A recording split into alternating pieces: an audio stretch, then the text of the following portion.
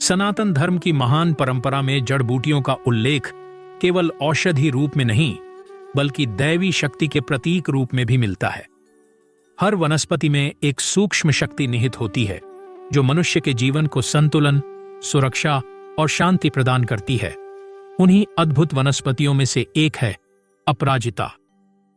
अपराजिता लता का नाम सुनते ही मन में देवी शक्ति का स्मरण होता है, क्योंकि इसका अर्थ ही है जिसे कोई पराजित नहीं कर सके।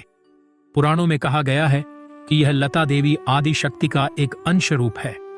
इसके फूल, पत्ते और विशेष रूप से इसकी जड़ को तंत्र शास्त्र में अत्यंत प्रभावशाली माना गया है। प्राचीन काल में जब देवता और असुरों में भयंकर युद्ध हुआ, तब देवगण अनेक बार पराजित हुए। वे भयभीत होकर ब्रह्मा, विष्णु और महेश के पास पहुंचे। तब देवी आदिशक्ति प्रकट हुई और उन्होंने कहा, हे देवगण, जब तक तुम्हारे पास अपराजिता की जड़ नहीं होगी तब तक तुम असुरों पर विजय प्राप्त नहीं कर पाओगे। तब भगवान विष्णु ने हिमालय के उत्तर भाग में तप कर भूमि से अपराजिता लता को उत्पन्न किया। कहा जाता है कि उस भूमि को देवी की ऊर्जा ने स्पर्श किया और वहीं से एक नीले पुष्पों वाली दिव्य लता प्रकट हुई। उस लता की जड़ स्वर्णाभ आभा लिए हुई थी। जब देवगण ने उस जड़ को यज्ञ में अर्पित किया, तब उन्हें अद्भुत बल और विजय प्राप्त हुई। तभी से यह जड़ अपराजिता नाम से प्रसिद्ध हुई, अर्थात जो अपराजेय है। तंत्र ग्रंथों में अपराजिता जड़ को भूत प्रेत निवारक, ग्रह शांति प्रदायक और लक्ष्मी स्थायिनी कहा गया है। भैरव तंत्र में एक श्लोक मिलता है, अपराजिता मूलम यो गृहस्थो धारेत तस्य गृहे न प्रवेशम कुर्वन्ति पिशाचाः, अर्थात जो गृहस्थ अपने घर में अपराजिता की जड़ स्थापित करता है, उसके घर में पिशाच, नकारात्मक ऊर्जा या रोग प्रवेश नहीं करते। तांत्रिक साधक इसे विशेष रूप से रक्षा कवच के रूप में प्रयोग करते हैं।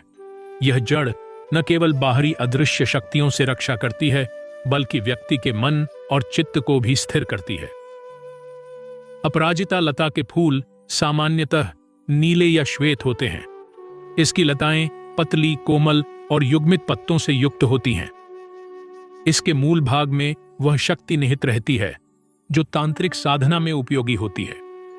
इस जड़ को निकालने का उचित समय अमावस्या या अष्टमी तिथि की मध्य रात्रि है। साधक को स्नान कर शुद्ध वस्त्र पहनकर पूर्व दिशा की ओर मुख कर बैठना चाहिए। भूमि को प्रणाम कर यह संकल्प बोलना चाहिए, हे देवी अपराजिते, मैं तेरे मूल का ग्रहण भूत प्रेत निवारण और गृह सुरक्षा के लिए कर रहा हूं। तू मुझे अपनी कृपा प्रदान कर। संकल्प के पश्चात भैरव बीज मंत्र का 11 बार जप करते हुए भूमि से सावधानी पूर्वक जड़ निकाली जाती है। फिर उसे गंगा जल से स्नान कराया जाता है और लाल सूती वस्त्र में लपेटकर ताम्र पात्र में रखा जाता है। अपराजिता जड़ को घर के मुख्य द्वार के दाहिने भाग में रखना अत्यंत शुभ माना गया है। यदि घर में अलग पूजा स्थान हो तो वहां भी इसे रखा जा सकता है। स्थापना से पहले तिल के तेल का दीपक जलाकर एयूएम ह्रीं अपराजिताय नमः मंत्र 3 बार उच्चारित किया जाता है। इसके बाद जड़ को स्थान पर रखकर पुष्प और अक्षत अर्पित किए जाते हैं।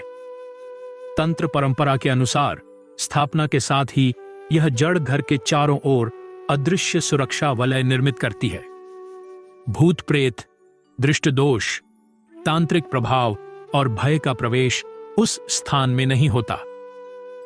जिन घरों में यह जड़ रहती है, वहां वाणी में मधुरता, मन में स्थिरता और वातावरण में शांति बनी रहती है।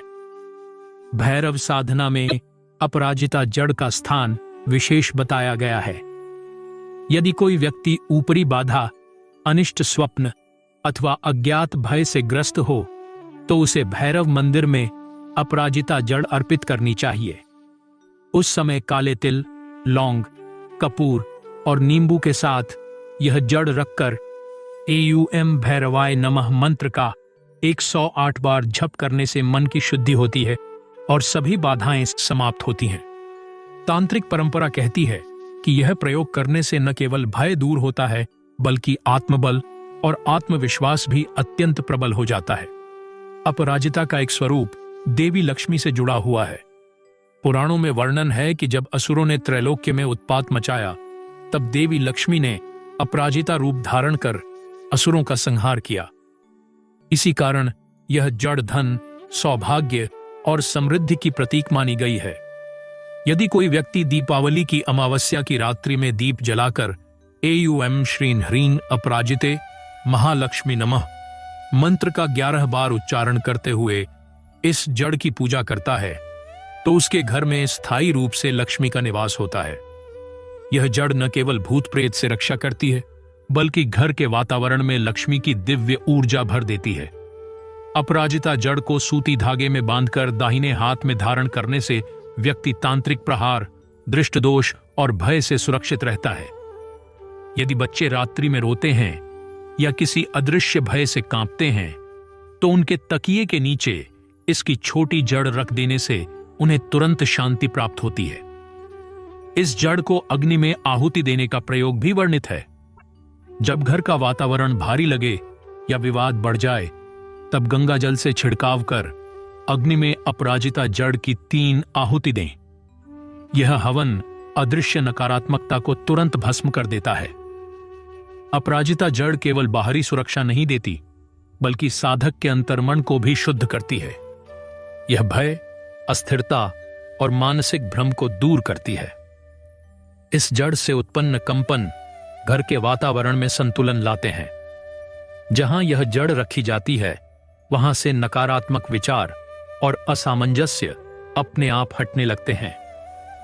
अपराजिता जड़ का प्रभाव इतना सूक्ष्म और गूढ़ है कि यह अनजाने में ही घर को एक अदृश्य कवच से ढक देती है।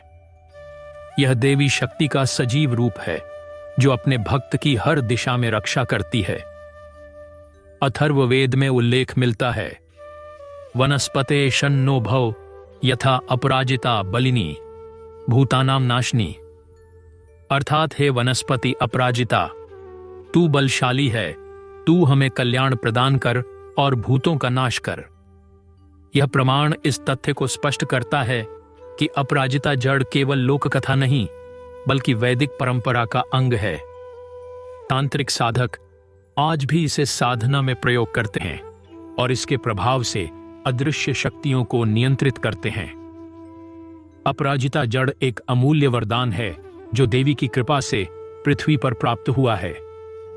यह जड़ जहां रहती है, वहां भूत प्रेत, दरिद्रता, भय और रोग नहीं टिकते। यह जड़ मनुष्य को अदृश्य शक्तियों से मुक्त कर उसे आत्मविश्वास और साहस से परिपूर्ण करती है। जो व्यक्ति इस जड़ को श्रद्धा और विश्वास के साथ अपने घर में स्थापित करता है, उसके जीवन में सुख, शांति और समृद्धि स्थायी रूप से स्थापित हो जाती है। अपराजिता जड़ का नाम ही विजय और सुरक्षा का पर्याय है। यह देवी का साक्षात आशीर्वाद है, जो भक्त को हर दिशा से संरक्षित रखता है। दोस्तों, आशा करता हूं हमारे द्वारा बताई गई जानकारी आपको जरूर पसंद आया होगा। वीडियो पसंद आए तो वीडियो को लाइक कीजिए, हमारे चैनल भविष्य ज्ञान को सब्सक्राइब कर लीजिए और सच्चे दिल से कमेंट बॉक्स में लिखिए। जय माता लक्ष्मी। मिलते हैं दोस्तों अगले वीडियो में एक नए और फ्रेश जानकारी के साथ। वीडियो देखने के लिए आप सभी लोगों का बहुत बहुत धन्यवाद।